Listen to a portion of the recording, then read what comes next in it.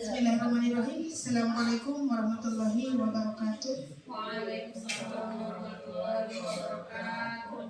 Rabbi shrah li sadri wa yassir li amri wahlul 'uqdatam min lisani yafqahu qawli. Alhamdulillah, puji syukur kepada Allah Subhanahu wa taala.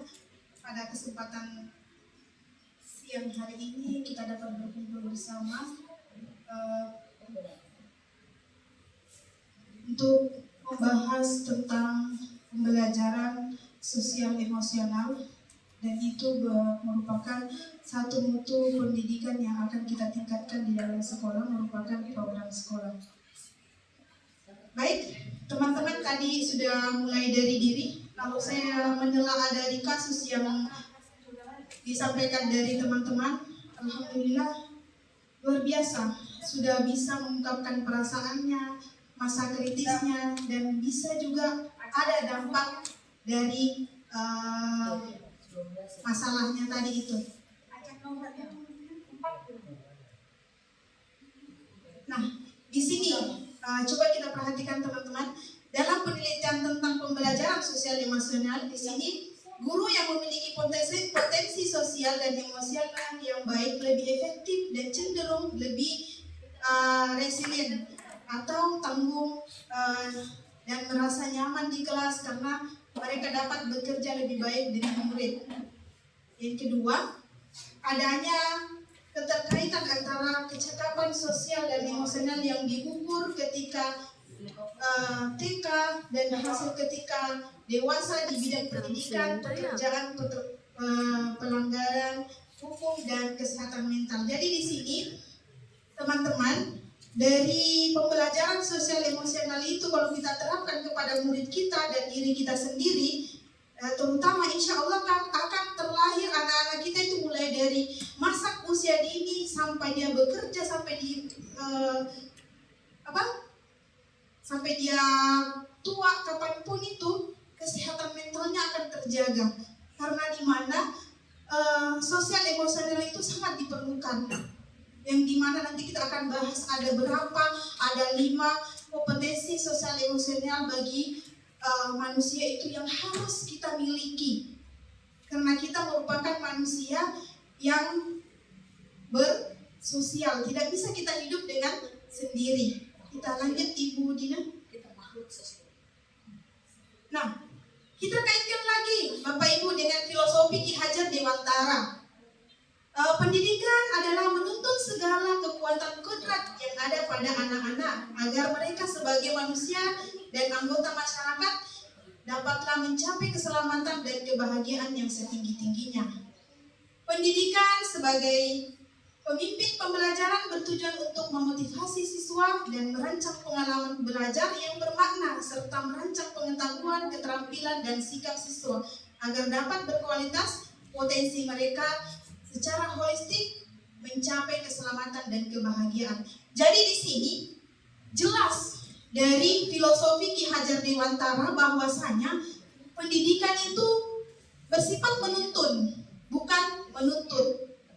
Ya, yang selama ini yang mungkin saya merupakan kesadaran diri bahwasanya kebanyakan menuntut kepada murid, kamu harus seperti ini, kamu harus seperti itu. Tetapi kita tidak mengetahui bahwa si anak ini batas kemampuannya segini. Jadi kita harus menuntut dia mengetahui. Kalau dia cuma taunya angka A, berarti kita menuntut dia mengetahui angka B. Huruf B, maaf. Jadi dari situ menuntun kodratnya. Kodratnya si anak seperti apa? Yang kita ketahui kembali lagi, saya ingatkan kembali bahwasanya dari dulu itu guru saya bahkan pernah mengatakan, anak itu bilangnya lahir kertas putih. Nanti kita yang orang dewasa mewarnai dia mau hitam, merah, hijau, kuning, ya, putih. Itu tergantung dari orang yang di sekitarnya.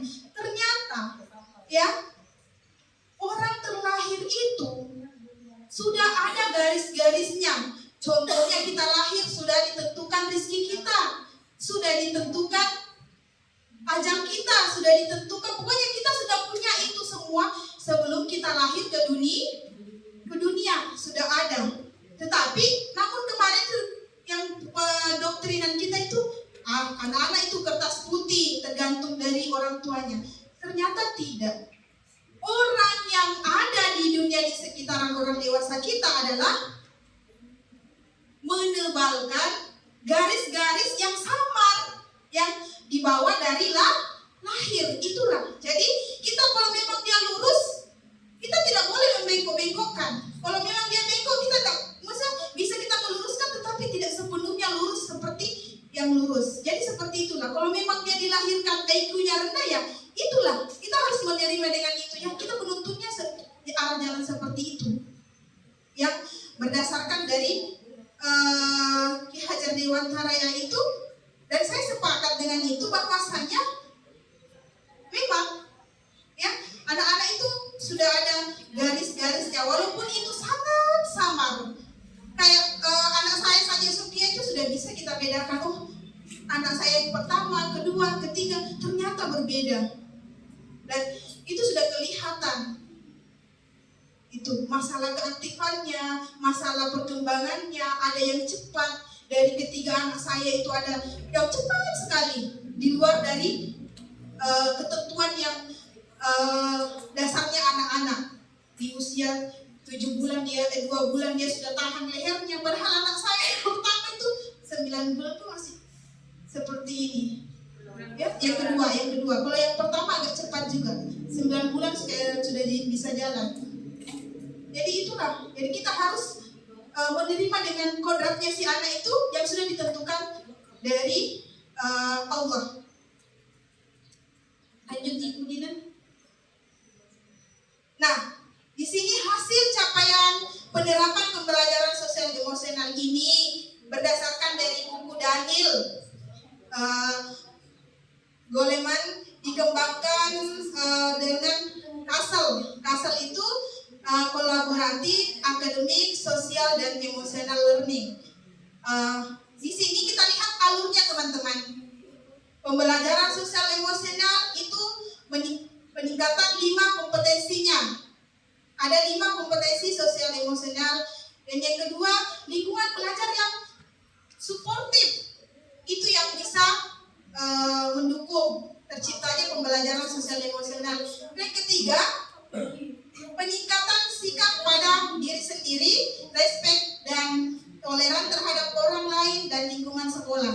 Nah, kita lihat dari di sini peningkatan 5 kompetensi sosial emosional. Nah, peningkatan perilaku positif seperti apa yang dianggap dengan perilaku positif? Otomatis ya seperti apa yang teman-teman anggap perilaku positif?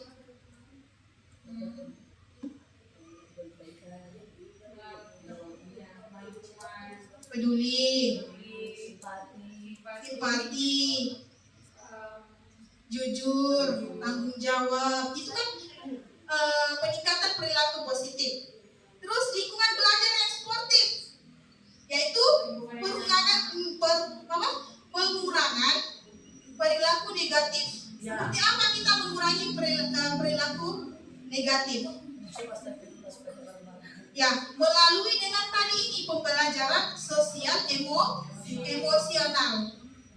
Otomatis kalau kita menjadikan lingkungan belajar kita suportif, tidak monoton, otomatis itu mengurangi negatif. Tetapi kalau kelas kosong atau dikasih tugas gurunya keluar, itu tidak bakalan tercipta pengurangan perilaku negatif. Terus yang ketiga, peningkatan sikap pada diri sendiri, respek dan toleran terhadap orang lain dan lingkungan sekolah. Nah, ada 2 di sini teman, yaitu pengurangan tingkat stres.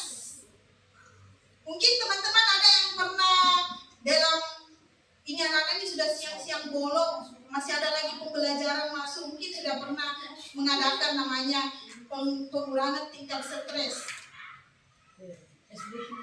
Ya, ice breaking, iya betul, ice breaking itu bisa mengurangi stres anak-anak. Terus yang kedua, peningkatan performa akademik siswa. Ya, keterampilannya anak-anak, pengetahuannya seperti apa kita gali sesuai dengan tadi minat bakatnya, karena dia sukai dengan itu. Ini berdasarkan dari buku ya, kutip buku Daniel Goleman. Lanjut. Nah, pembelajaran sosial emosional yang disebut dengan PSE adalah, nah tadi saya bilang KSE, ini lagi PSE. Ada yang bingung? Apa bedanya KSE sama huruf P dan Kenapa? depan? P sama Kenapa berubah KS sama PS? oh yes. Pembelajaran. Ada yang tanya, kenapa PSE, kenapa KSE, bingung perbedaannya antara K dengan P. Oh, Oke, kalau KSE adalah kompetensi ya, kompetensi sosial emosional. Sementara PSE pembelajaran sosial emosional. Dari kompetensi kita ketahui bahwasanya kompetensi ada nih. Tujuan pembelajaran kompetensi apa yang harus dicapai? Nah, itulah yang menjadi KSE. Kompetensi itu kita masukkan di dalam pembelajaran sosial emosional. Bisa dimengerti dari sini? iya. Dan kompetensinya itu pembelajaran. Nah, bukan saja berdasarkan tujuan pembelajaran ada kompetensinya. Otomatis di PSE juga ada kompetensi yang harus ingin kita capai. Contohnya nih, kompetensi ini memahami, menghayati dan mengelola emosi, yaitu kompetensi kesadaran diri. Nah, itu kompetensi yang kita mau capai. Apa yang harus kita lakukan di dalam pembelajaran? Ada yang bisa sudah ada yang ada bayangannya teman-teman dari sini? Masalah KSE dengan PSE? Ya. Nah, di sini kan jelas PSE adalah pembelajaran yang dilakukan secara kolaboratif oleh seluruh komunitas sekolah. Proses kolaborasi ini memungkinkan anak dan orang dewasa di sekolah memperoleh dan menerapkan pengetahuan, keterampilan, dan sikap mengenai aspek sosial dan emosional. Ya. Nah, lanjut yang ke di sini ada 5. Tadi saya sudah katakan ada 5.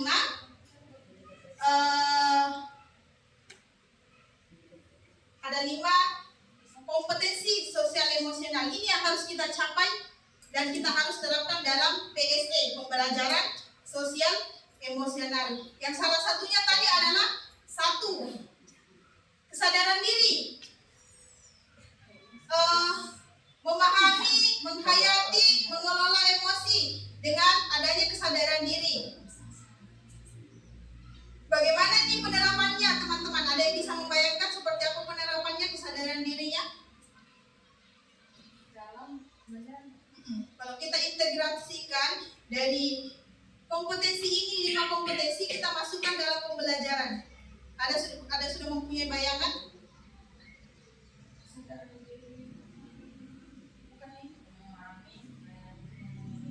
Ya, boleh. Tapi contohnya seperti apa maksud saya? Dalam proses pembelajaran. Untuk mengelola emosi itu bisa, contohnya adalah ketika emosi kita ingin bermain, emosi anak-anak ingin bermain, tapi dia sudah menyadari bahwa dia harus belajar. Ya, boleh. Ini buat anak-anak buat guru. Kalau buat guru boleh kita, boleh siswa boleh dari diri sendiri coba. Untuk diri sendiri adalah memahami, menghayati dan mengelola emosi, memahami bahwa program kita adalah sebagai guru. Kita adalah panutan di sekolah. Mengelola emosi tadi adalah mungkin pada saat kita ada masalah di luar, kita tidak membawa emosi kita atau energi negatif kita itu ke dalam kelas. Iya. Itu untuk seorang guru ya. Betul. Kita harus mengelola emosi kita. Kita harus perbaiki dulu mood kita. Iya. Baru masuk ke dalam kelas. Itu kesadaran Diri. kita. Kita harus mengetahui saya ini seorang guru menghayati bahwa saya ini guru. Kalau itu mah. Nah, kalau untuk siswa, Kurang lebih juga Bu, kayak tadi anak-anak emosinya itu ingin bermain, tapi dia harus dia memahami dan menghayati bahwa dia adalah seorang siswa. Dia menyadari dirinya adalah seorang siswa yang punya jam untuk belajar di sekolah. Akhirnya dia dapat mengelola emosinya. Oh iya, nanti aja deh kalau sudah istirahat baru aku main. Itu kesadaran dari dirinya. Ya, nanti kita lihat lagi selanjutnya ya. Yang kedua, menetapkan dan mencapai tujuan positif, yaitu pengelolaan diri, manajemen diri. Dia bisa kalau pengelolaan diri itu manajemen diri. Terus yang ketiga, merasakan dan menunjukkan empati kepada orang lain. Kita mempunyai kesadaran. Kita menerapkan pembelajaran, yaitu anak itu bisa menciptakan kesadaran. Begitu juga kita guru. Kalau Ibu Yanti tadi kesusahan dengan apa yang dialami masa kritis, kita sebagai guru tidak boleh abai. Nanti Bu Yanti bisa apa ya? Tidak keluar dari kamar kali. Ya kan? Iya. Nah, itu karena kita punya kesadaran sosial. Nah, terus keempat, membangun dan mempertahankan hubungan yang positif, keterampilan berrelasi. Nah, keterampilan berrelasi ini yaitu bagaimana kita saling menerima sesama teman, bagaimana begitu juga yang harus kita terapkan kepada anak-anak. Tidak membedakan warna kulit, tidak mengini. Ya, itu. Yang terakhir, membuat keputusan yang bertanggung jawab. Jadi, anak-anak itu kita ajarkan harus bertanggung jawab. Yang biasanya terkadang yang pernah juga saya mengalami, anak-anak itu kadang kurang bertanggung jawab dengan tugas yang kita berikan. Nah, itu yang menjadi kendala, karena berarti anak kita itu belum memiliki tanggung jawab. Lanjut Ibu Dina. Nah, ini teman-teman, kerangka dan kolaboratif pembelajaran kompetensi sosial dan emosional. Kita lihat di dalam gambar itu bulatan tuh. Tadi kita lihat tuh, lihat selnya, ada kesadaran diri, manajemen diri, kesadaran sosial, keterampilan berrelasi, dan mengambil keputusan yang bertanggung jawab. Nah, siapa yang terlibat di dalamnya? Dari itu menciptakan itu semua, yaitu komunitas, keluarga, sekolah, kelas. Nah, kita mulai dulu dari kelas. Dari kelas, sedangkan kita menerapkan pembelajaran sosial emosional di kelas.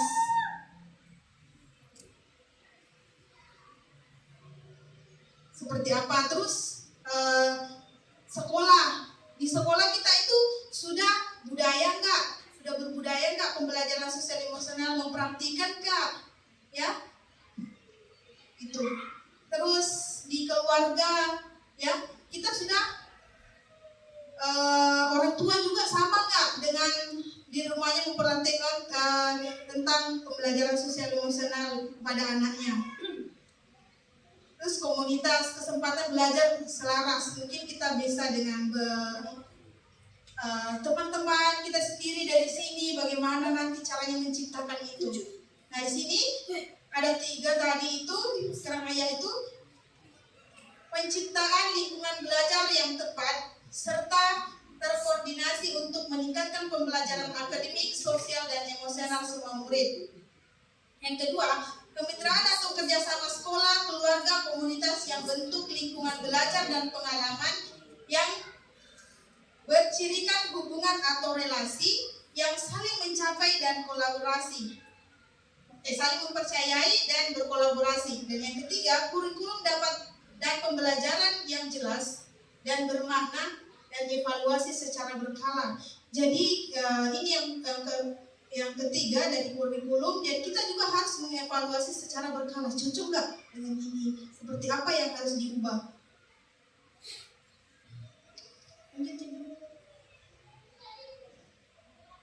Nah, kompetensi dan sosial emosional ini tadi kesadaran diri. Coba kita lihat nih, kemampuan untuk memahami perasaan, emosi, dan nilai-nilai diri sendiri, dan bagaimana pengaruhnya pada perilaku diri dalam berbagai situasi dan konteks kehidupan. Itu yaitu kesadaran diri. Nah, contohnya kita bisa lihat ada satu dapat menggabungkan identitas pribadi dan identitas sosial. Dua, mengidentifikasi kekuatan atau aset diri dan budaya. Mengidentifikasi emosi dalam diri, menunjukkan integritas dan kejujuran, dapat menghubungkan perasaan, pikiran, dan nilai-nilai, menguji dan mempertimbangkan prasangka dan bias, memupuk efikasi diri, memiliki pola pikir bertumbuh, mengembangkan minat, dan menetapkan arah tujuan hidup. Nah, kalau kesadaran diri ini untuk dapat menggabungkan identitas pribadi dan identitas sosial seperti apa? Identitasnya sebagai Kalau kita teman-teman, kalau kayak doa bersama itu tidak masuk kesadaran diri tidak? Berdoa sebelum belajar masuk atau tidak? Masuklah karena bagaimanapun kita akan mulai kita harus dengan berdoa. Iya, berarti anak-anak itu harus mengetahui dirinya bahwasanya saya ini makhluk Allah. Saya akan melakukan sesuatu. Saya harus meminta dulu kepada yang kuasa.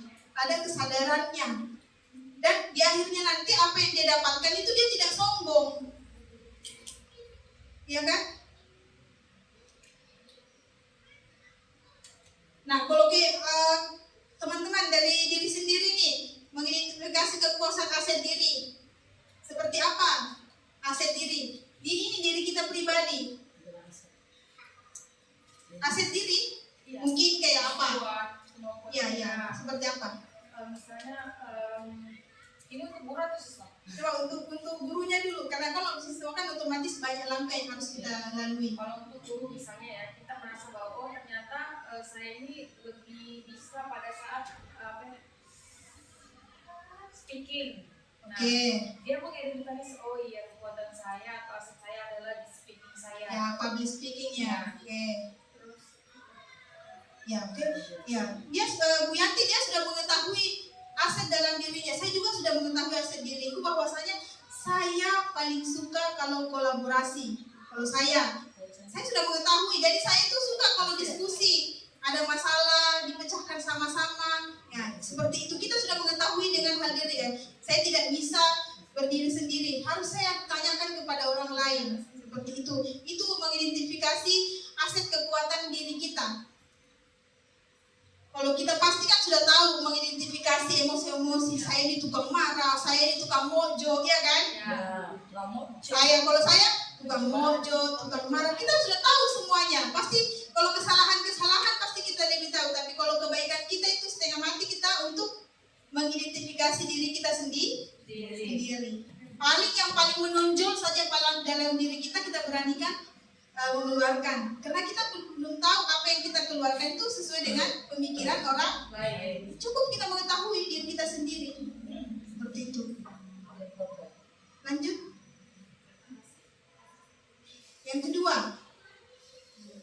manajemen diri, yaitu kemampuan untuk mengelola emosi, pikiran, dan perilaku diri secara efektif dalam berbagai situasi dan untuk mencapai tujuan aspirasi.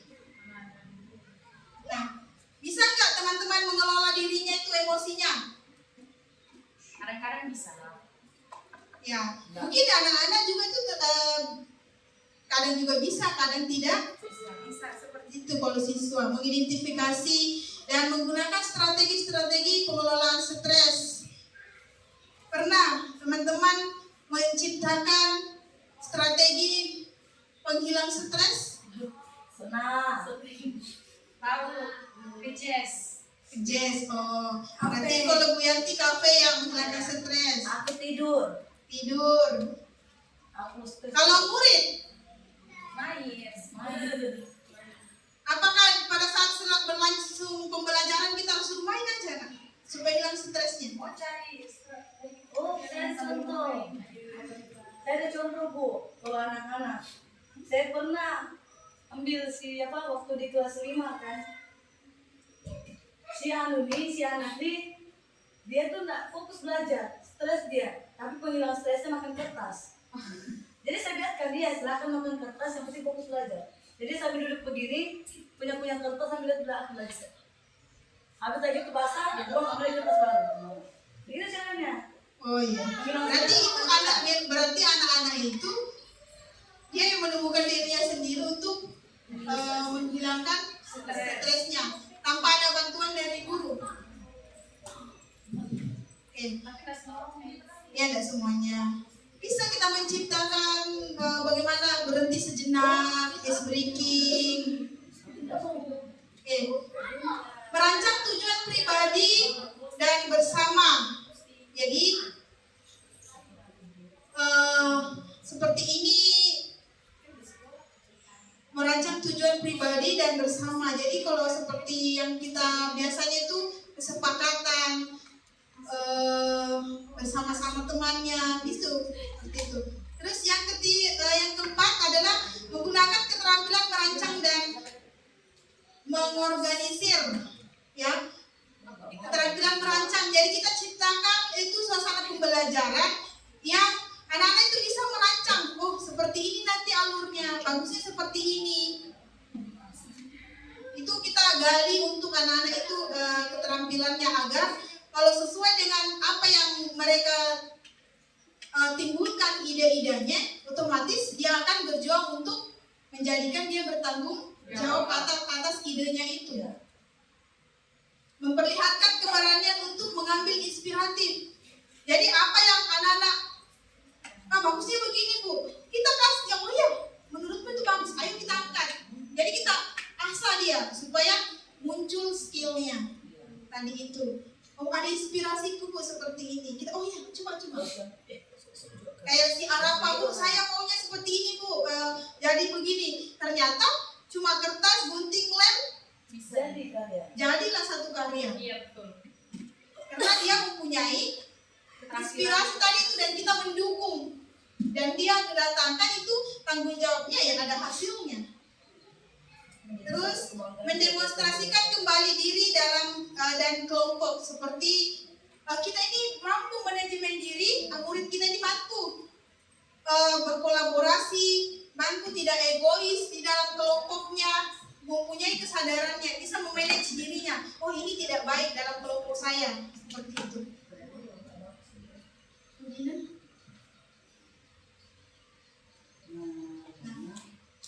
Selanjutnya, kesadaran sosial. Ini adalah kemampuan untuk memahami sudut pandang dan dapat berempati kepada orang lain, termasuk mereka yang berasal dari latar belakang, budaya, dan konteks yang berbeda-beda. Jadi, kita harus menciptakan pembelajaran yang anak-anak itu mempunyai kesadarannya, saling menerima. Yang biasa terjadi itu ada yang aku tidak mau Bu berteman, bersatu kelompok dengan ini. Ada yang pernah mengalami? Ada, sering. Nah, karena dia belum mempunyai kesadaran sosial. Ya, seperti contohnya mempertimbangkan pandangan atau pemikiran orang lain. Ada biasanya anak-anak, salah kamu itu, yang ini yang benar, ya kan? Karena dia tidak menghargai temannya tadi itu, tidak ada kesadaran sosialnya bahwa itu dia berhak untuk mengungkapkan pendapat. Yang kedua, mengakui kemampuan atau kekuatan orang lain. Jadi kita harus, kalau memang itu benar, kita harus mengakui, oh iya, itulah yang terbaik. Jangan sok-sok karena kita, jadi anak-anak siswa kita juga itu harus kita terapkan bagaimana dia menerima hasil atau pendapat orang lain. Yang ketiga, mendemonstrasikan empati dan rasa welas kasih, maksudnya adanya rasa peduli, rasa kasihan.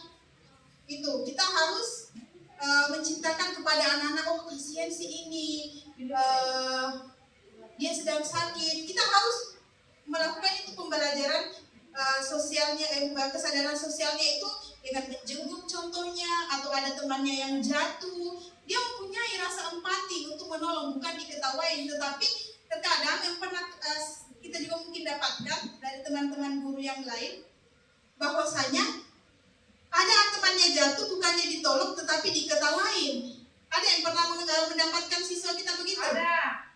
Iya, saya pernah melihatnya itu belum ada rasa empati Biar guru atau belas kasihan. Selanjutnya memahami dan mengekspresikan rasa syukur. Ya, seperti ini apa yang didapatkan, dia senantiasa bersyukur apa yang diperoleh.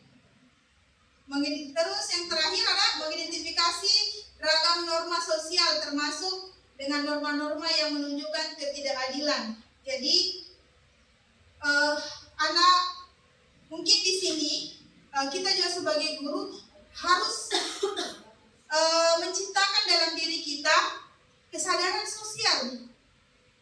Teman-teman, dalam pembelajaran di kelas seperti apa kesadaran sosial, norma sosialnya?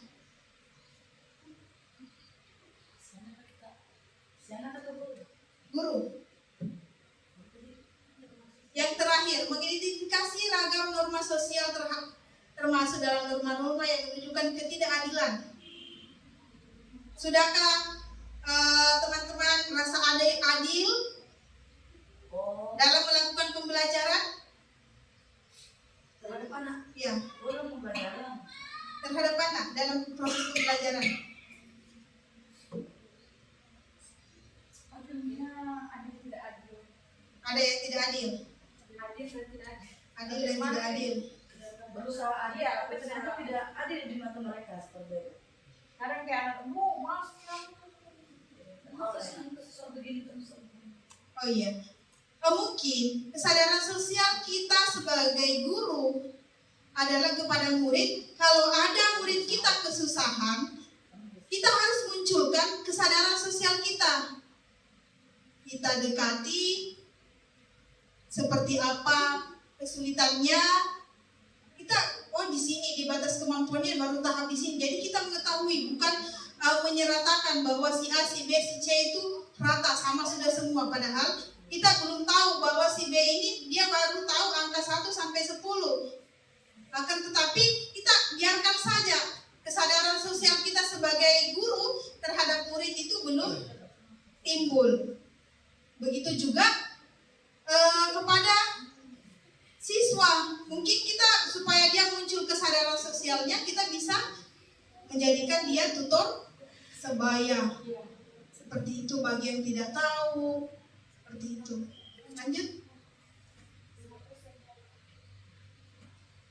Nah, keterampilan berrelasi yaitu kemampuan untuk membangun dan mempertahankan hubungan-hubungan yang sehat dan suportif. Contohnya adalah berkomunikasi dengan efektif, mengembangkan relasi atau hubungan yang positif. Yang ketiga, memperlihatkan kompetensi kebudayaan, mempraktikkan kerjasama tim dan pemecahan masalah secara kolaboratif, dapat melawan tekanan sosial dan yang negatif, menunjukkan sikap kepemimpinan dalam kelompok, mencari dan menawarkan bantuan apabila membutuhkan. Dan yang terakhir, turut membela hak-hak orang lain. Apakah teman-teman pernah ada contoh yang pernah dilakukan di kelas? Contoh keterampilan berrelasi dari itu? Ada. Seperti apa?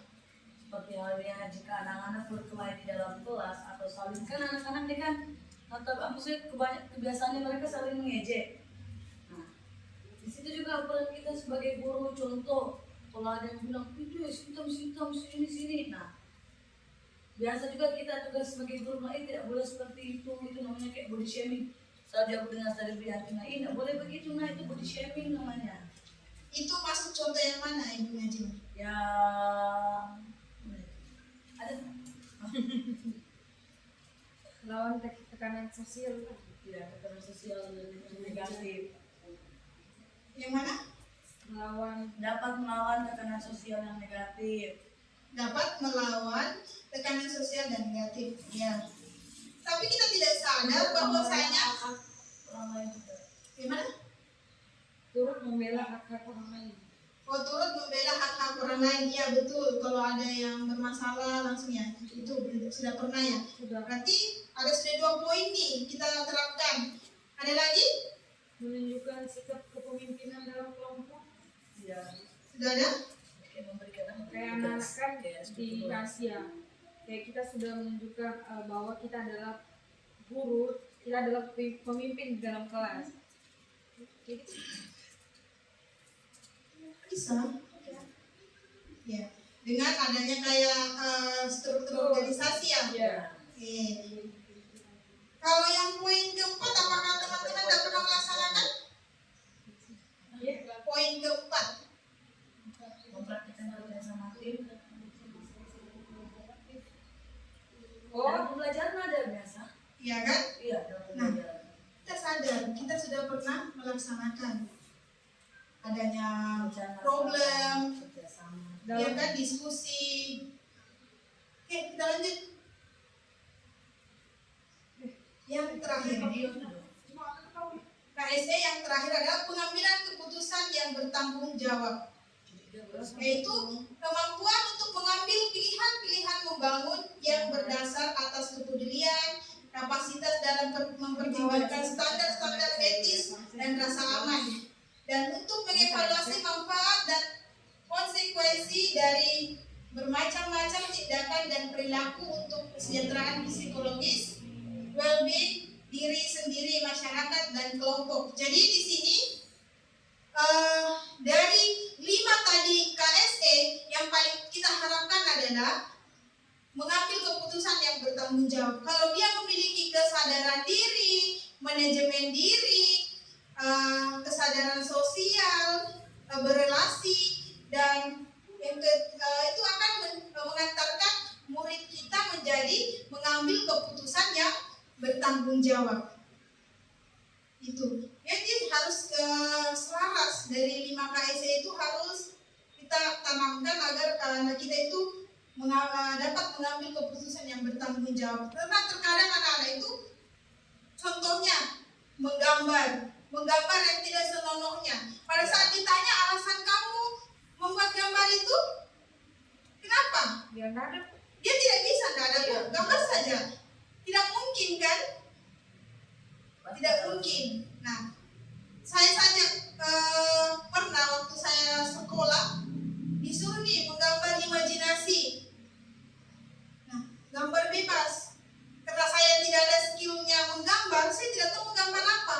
Saya coret semua itu buku gambar seperti ini. Dipanggil, sini Asrina, kenapa? Kok gambarmu seperti ini? Ini gambar apa? Saya bertanggung jawabkan, ini Bu, benang yang kusut. Kan betul?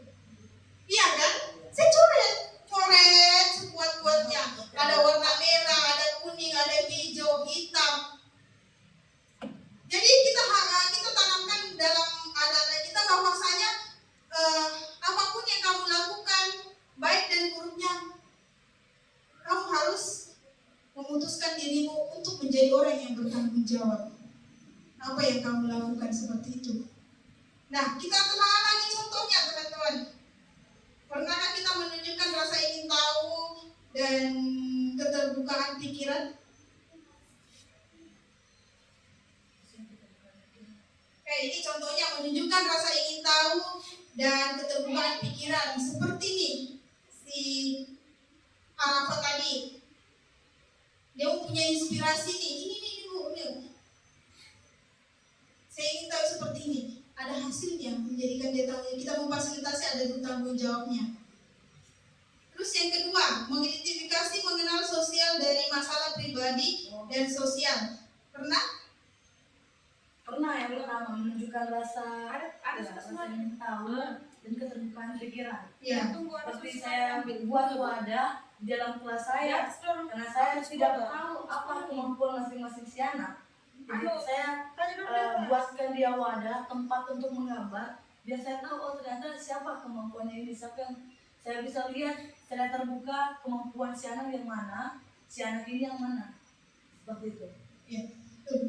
Kita masuk yang kedua, identifikasi atau pribadi dan sosial. Antara pribadinya nih dengan pernah nggak kita mengangkatkan problem solving yang dimana antara mengedepankan pribadi dan sosial? Saya pernah sih Bu, kayak cerita-cerita ke anak, sembari cerita si anak juga ikut bercerita tentang masalah keluarganya, apanya di kelas 2, kayak si Rizky, kayak si Hisham. Pernah. Ya, itu sudah pernah ya.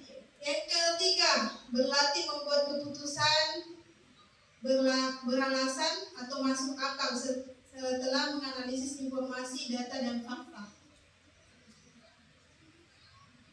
Pernah? Buat keputusan. Kelas yang lain. Pernah dilakukan? Itu di PM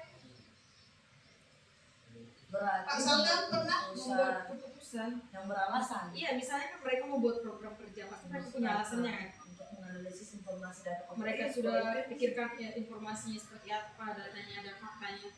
Itu bisa nggak? Bisa. Berarti sudah pernah ya? Nah, Oke. Mengantisipasi dan mengevaluasi konsekuensi dari tindakannya. sudah pernah. Sudah pernah. Ya. Menyadari bahwa keterampilan berpikir kritis sangat berguna baik di dalam maupun di luar lingkungan sekolah.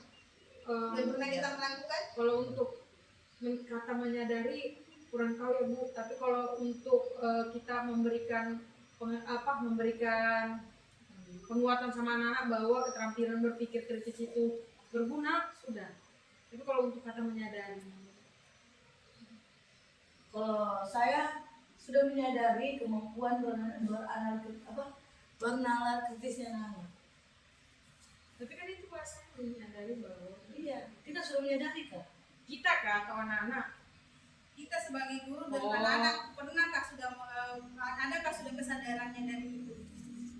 Kita pernah menerapkan ya. dan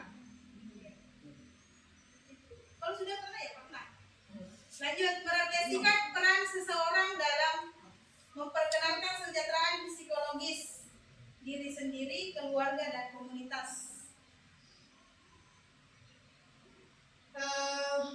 Untuk guru nih, peran seseorang dalam memperkenalkan kesejahteraan psikologis sendiri, keluarga, dan komunitas.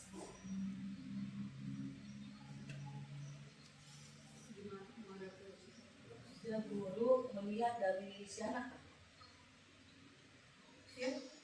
Ini guru Pernahkah maksudnya ibu menerapkan di dalam kelas tentang peran seseorang dalam memperkenalkan kesejahteraan psikologis? Saya rasa mungkin ini Ulmi sebagai guru PKN, Ibu Ulmi, merefleksikan peran seseorang memperkenalkan kesejahteraan psikologis. diri sendiri dan keluarga komunitas. Peran seorang yang memperkenalkan dirinya sendiri, keluarga. Tapi salah satu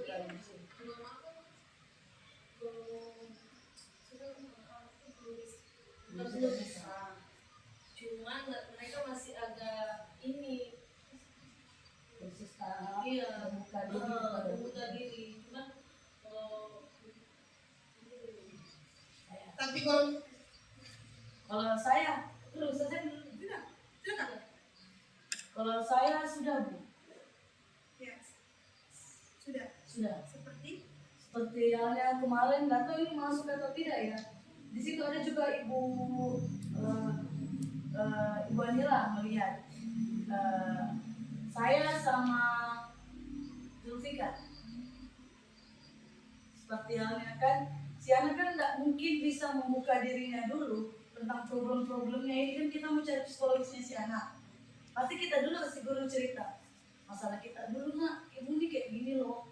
Dulu ibu sampai jadinya ibu sebegini, ibu pernah juga mengalami seperti ini. Jadi si anak ini mendengar kayak simpati juga dan bisa terbuka untuk dirinya. Nah, setelah saya menceritakan tentang diri saya, dia mulai menceritakan tentang dirinya, tentang pekerjaan neneknya, sampai bilang dia pernah pukul neneknya gara-gara permasalahan uang yang dikirimkan ke orang tuanya, seperti itu. Nah, saya juga memberikan solusi juga dari hal seperti itu, apa yang baik dia lakukan, apa yang tidak baik, dan apa yang kedepannya harus dia lakukan. Nanti sudah pernah ya, Ibu Yanti pasti sudah pernah. Iya. Itu bukan masuk dalam kayak kita mengajak anak-anak bagaimana perannya kamu, misalnya ya di dalam keluarga kamu tuh. Peran seseorang. Iya. Jadi tidak semestinya dia di dalam dirinya sendiri, tidak. Maksudnya seperti ini, kayak diangkatkan narasi peran sendiri keluarganya dan komunitasnya. Kita mengangkat itu bagaimana si anak-anak itu memperoleh kesejahteraan psikologisnya seperti apa. Dia bisa merefleksikan perannya si ini, oh dia seperti ini, oh perannya si ini dia berarti dia belum memiliki kesadaran ini.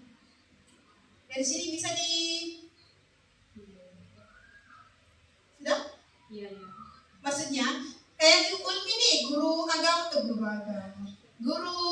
PKN, diangkatlah satu kisah di buku kah atau bagaimana peran seseorang dan tentang dirinya, keluarganya, dan umpamanya kisahnya, contohnya ya, di sisi lain mamanya bekerja, si anu ini seperti apa itu, bagaimana. Nah kita lihat di situ, nanti anak-anak itu menyimpulkan, oh dia itu maunya seperti ini.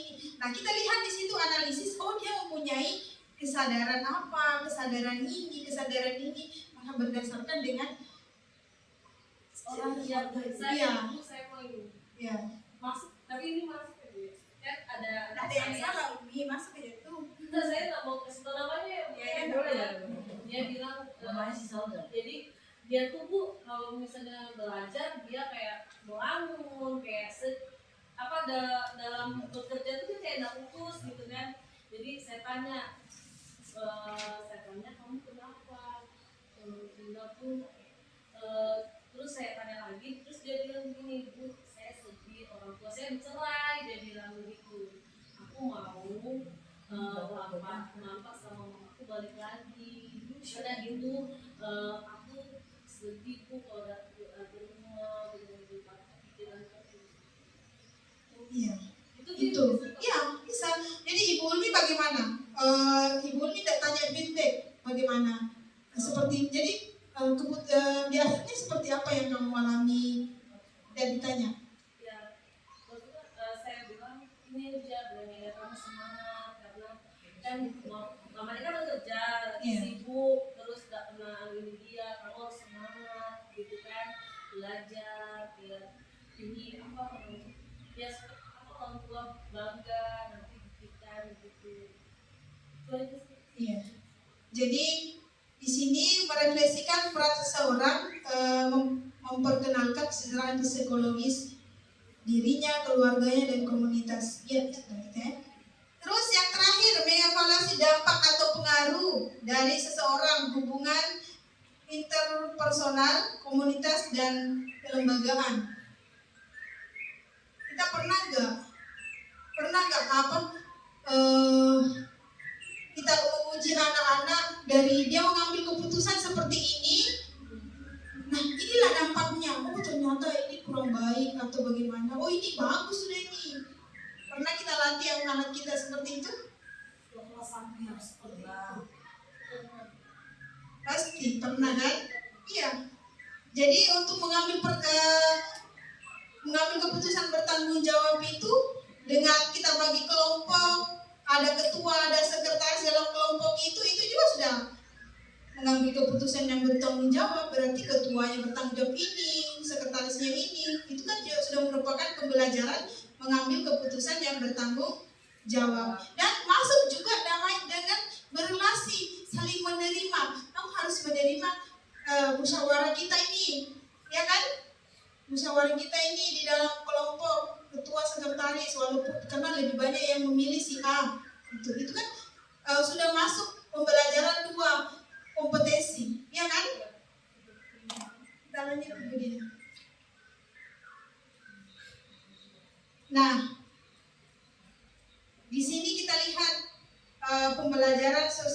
emosional di sekolah. Ada 4, yaitu iklim kelas, sekolah yang mendukung dan sekolah yang mendukung. Di sini 1, lingkungan belajar di seluruh sekolah dan kelas mendukung pengembangan kompetensi sosial dan emosional, responsif secara budaya, dan berfokus pada upaya membangun hubungan dan komunitas. Jadi inilah untuk menciptakan tadi pembelajaran sosial emosional, ya salah satunya kita harus iklim kelas kita dulu kita terapkan di dalam kelas. Pembelajaran sosial emosional dari 5 KSE tadi itu kita integrasikan ke dalam pembelajaran kita. Seperti apa? Yaitu RPP.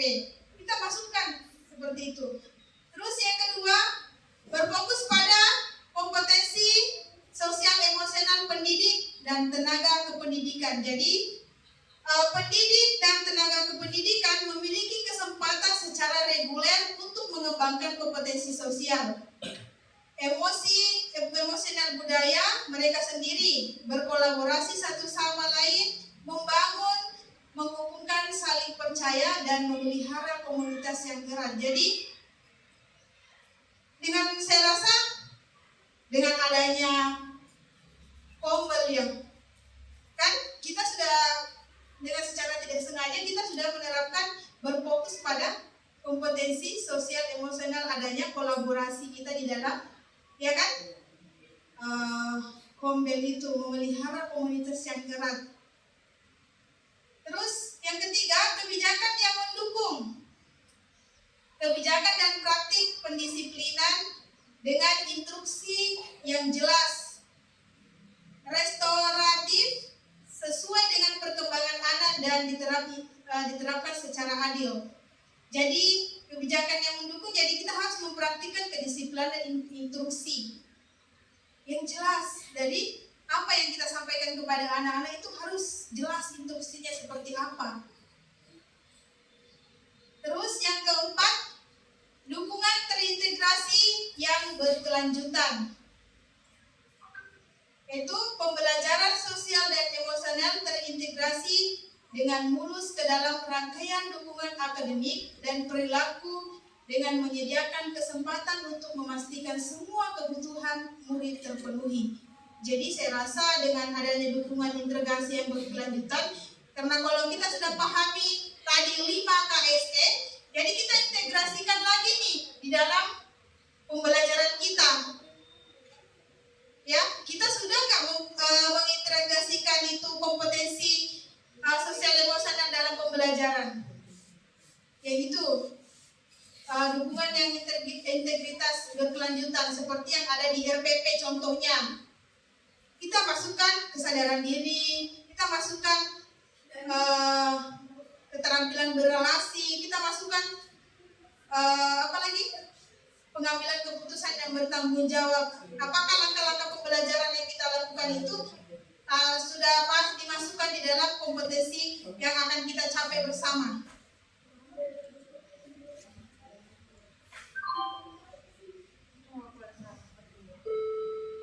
Selanjutnya,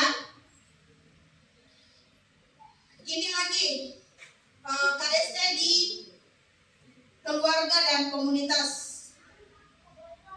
yaitu di rumah dan di komunitas.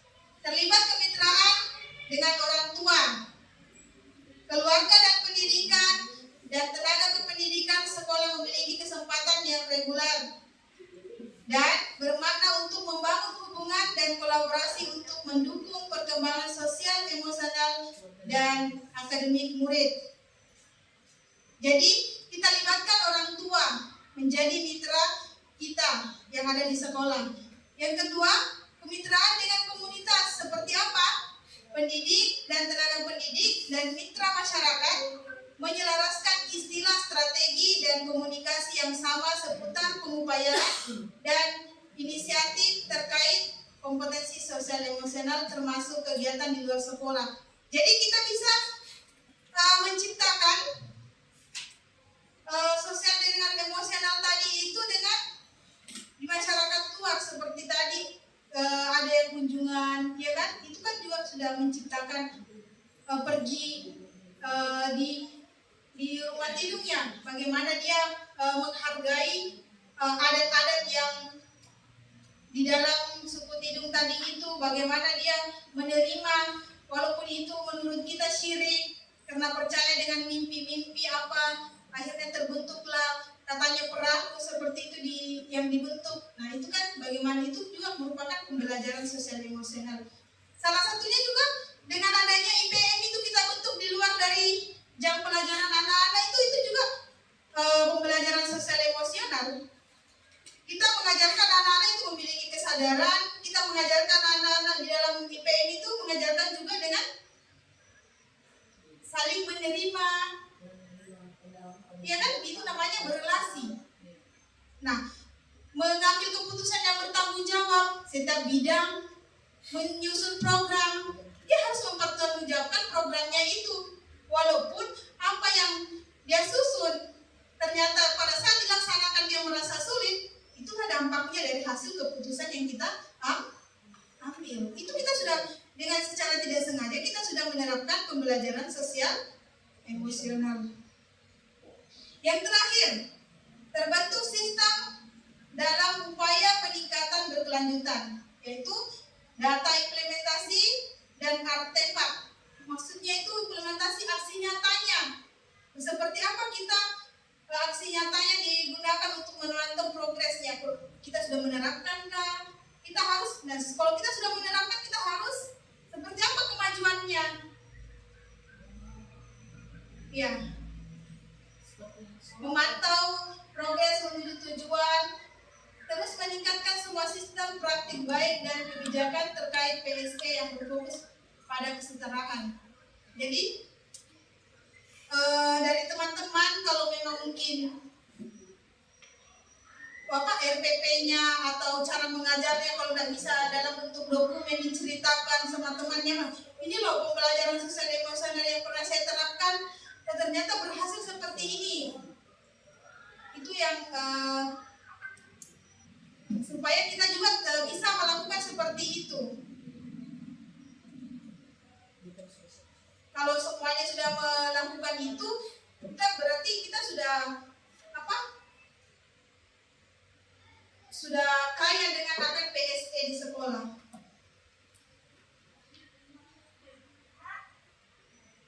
Nah, ini integrasi dalam praktek mengajar guru dalam kurikulum akademiknya untuk meningkatkan KSE dalam praktek mengajar akademik. Tujuan kompetensi sosial emosional dapat diintegrasikan ke dalam konten pembelajaran. Jadi pembelajaran sosial emosional itu teman-teman bisa diintegrasikan di dalam konten. Ini ceritanya kayak konten apa? Konten apa? Dan strategi pembelajaran pada materi akademik serta musik, seni, dan pendidikan jasmani. Jadi tergantung dari materi yang akan kita sampaikan kepada anak-anak. Mungkin bisa jadi kalau seumpamanya kalau coba mengangkat satu materi yang mau disampaikan kepada anak-anak, diintegrasikan nih pembelajaran sosial emosional di kelas dengan untuk pencapaian KSE, kompetensinya. Kompetensi apa? Kita lihat dulu kontennya. Apa kontennya? Materinya.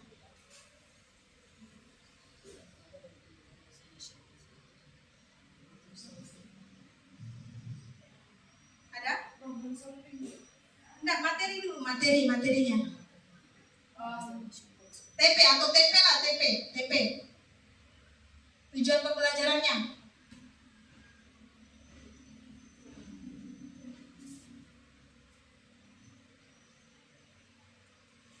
Ada?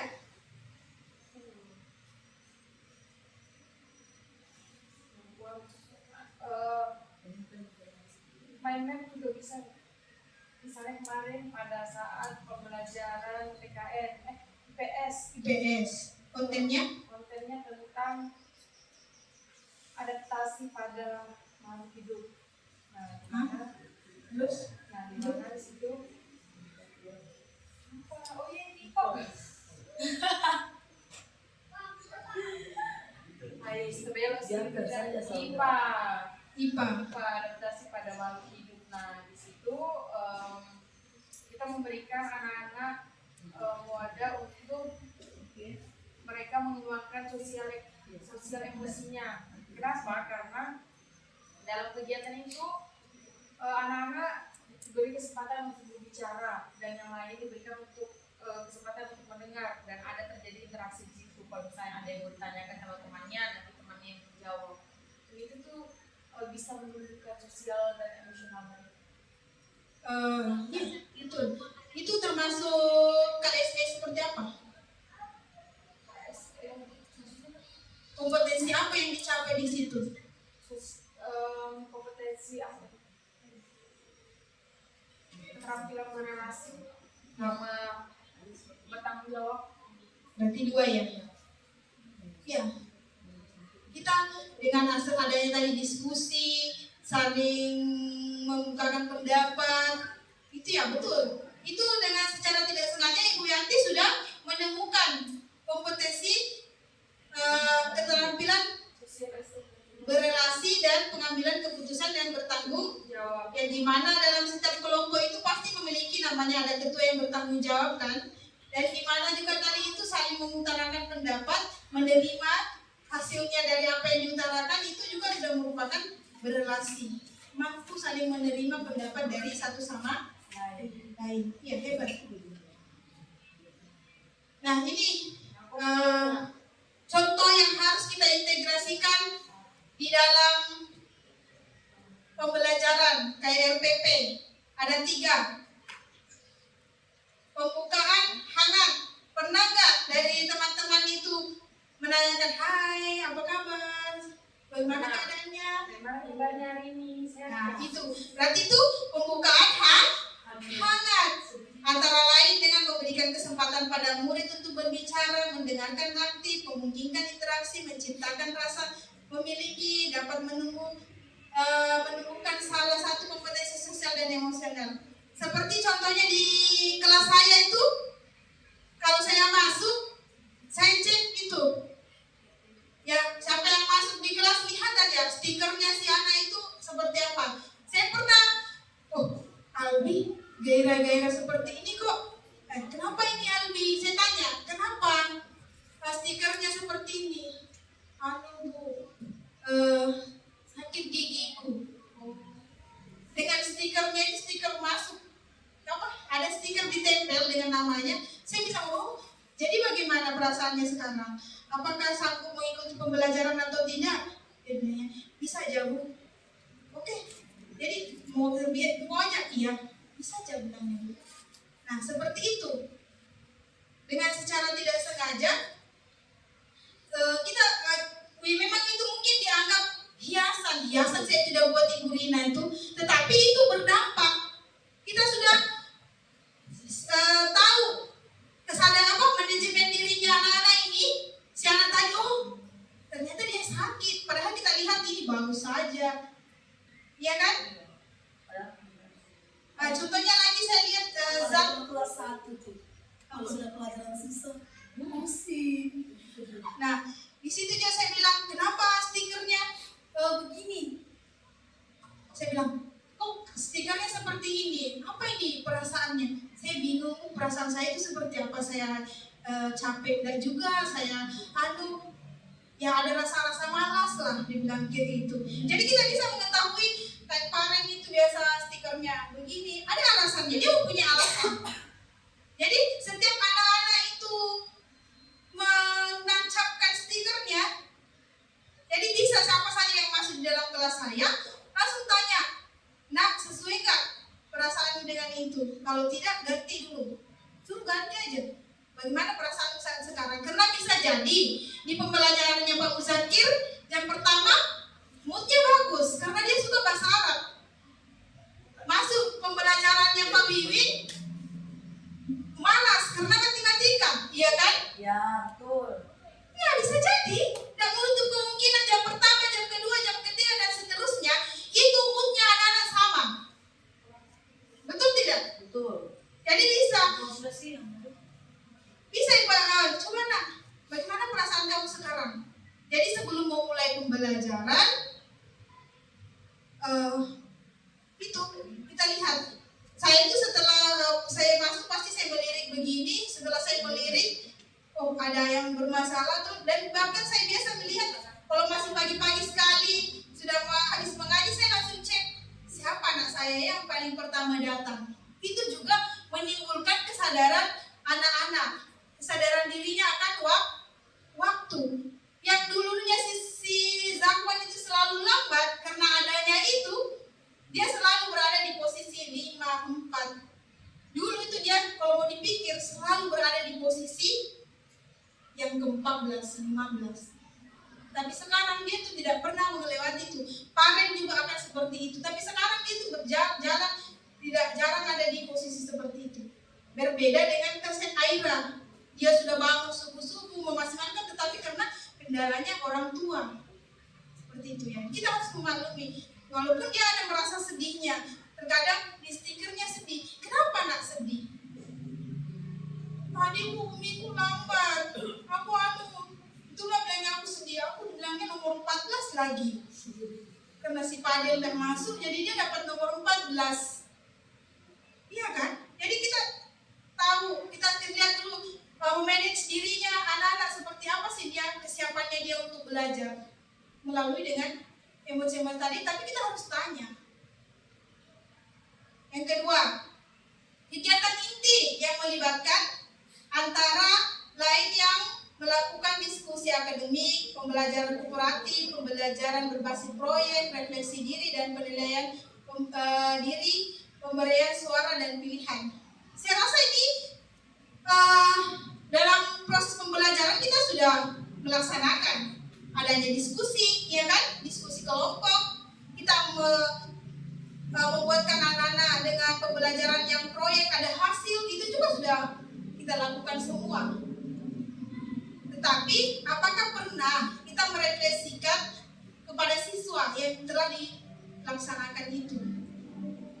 Apa yang sudah baik, yang sudah dilakukan, apa yang belum, dari apa kendalanya. Terkadang anak-anak itu tidak sampai, dan kita juga kadang guru tidak sampai ke situ mempertanyakannya. Anak-anak sudah persentase, ada anunya, kita tidak tanya, bagaimana nak pembelajaran tadi ini, bagaimana, apakah yang sudah baik, apa yang belum.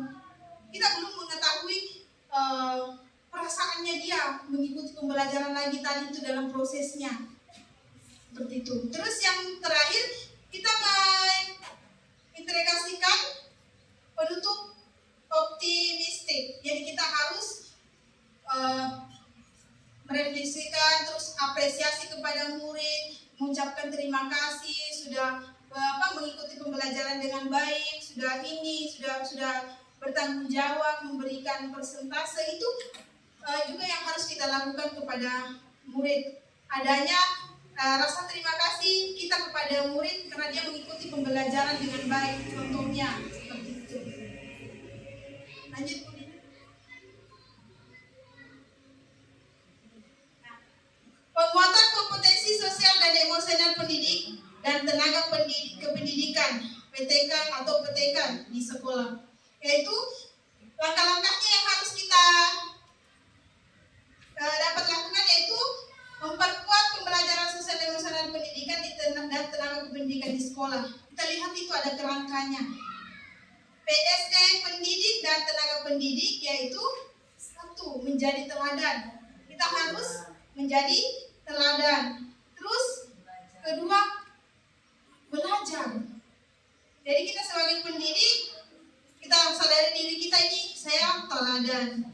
Terus saya harus belajar.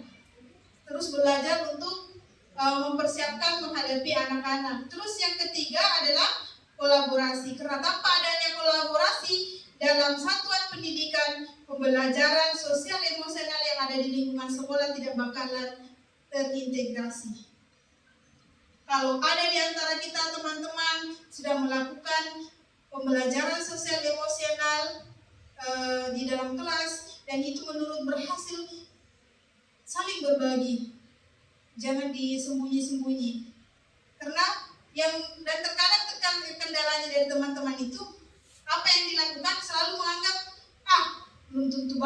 di mata orang, padahal dianggap sepele, menurut orang di sekitaran kita itu baik, ya kan?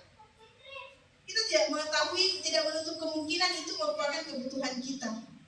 Lanjut Ibu Dina.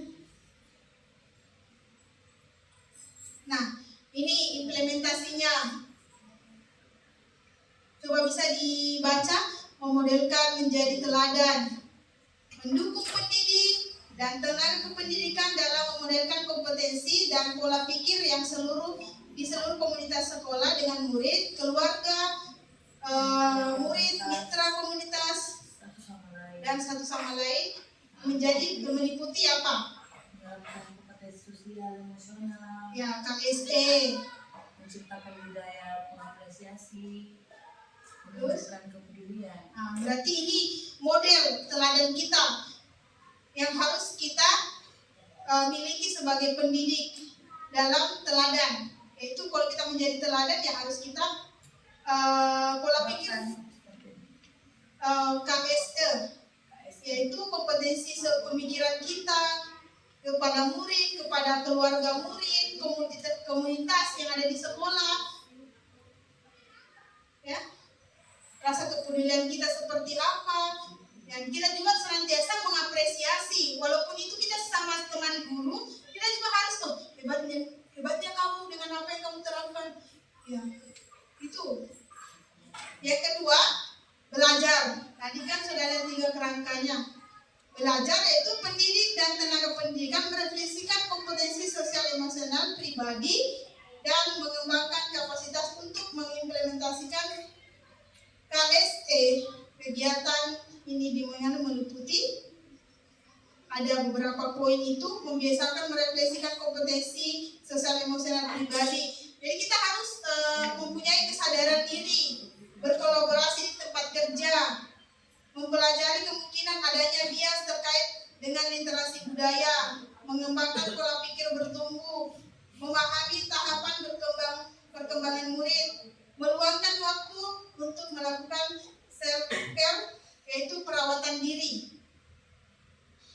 Terus mengagendakan sesi berbagi praktik baik. Itu. Lanjut. Mungkin kita bisa